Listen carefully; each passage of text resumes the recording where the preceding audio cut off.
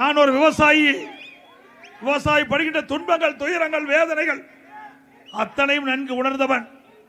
இன்றைக்கு விவசாயம் செய்து கொண்டிருக்கின்றேன். மேட்டுப்பாளையம் பகுதியிலே வேளாண் பெருமக்கள் நிறைந்த பகுதி.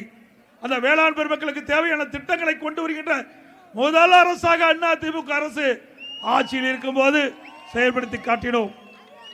விவசாய பம்பு செட்டுக்கு 24 மணி நேரம் மின்சாரம், மும்மனை மின்சாரம் கொடுத்தோம்.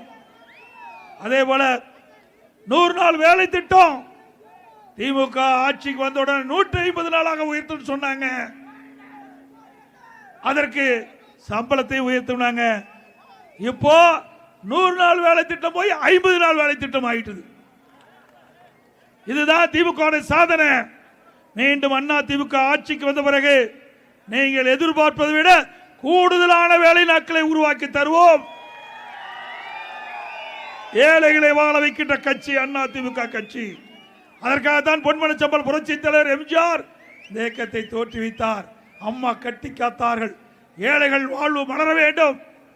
அதற்காக நிறைய திட்டங்களை கொண்டு வந்த அரசாங்கம் அண்ணா திமுக அரசாங்கம்.